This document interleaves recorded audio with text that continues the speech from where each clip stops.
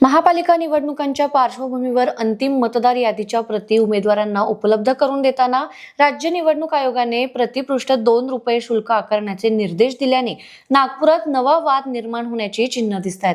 या निर्णयामुळे उमेदवारांना मतदार यादीच्या अवलोकनापासून दूर ठेवण्याचा आणि मोठ्या प्रमाणावर झालेला मतदार यादीतील घोळ उघडकीस येऊ न देण्याचा प्रयत्न होत असल्याचा आरोप काँग्रेसने केलाय।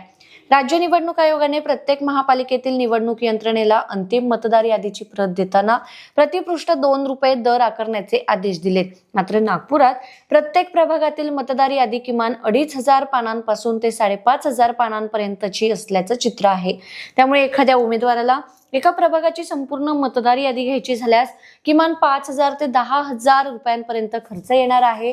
यामुळे निवडणूक लढवणाऱ्या अनेक उमेदवारांसमोर आर्थिक अडचण उभी राहत असून विशेषतः लहान पक्षांचे आणि अपक्ष उमेदवारांचे प्रचार नियोजन अडचणीत येण्याची शक्यता आहे। मतदार यादीच्या आधारे घराघरात पोहोचून प्रचार करण्यासाठी ही यादी अत्यंत महत्त्वाची असते।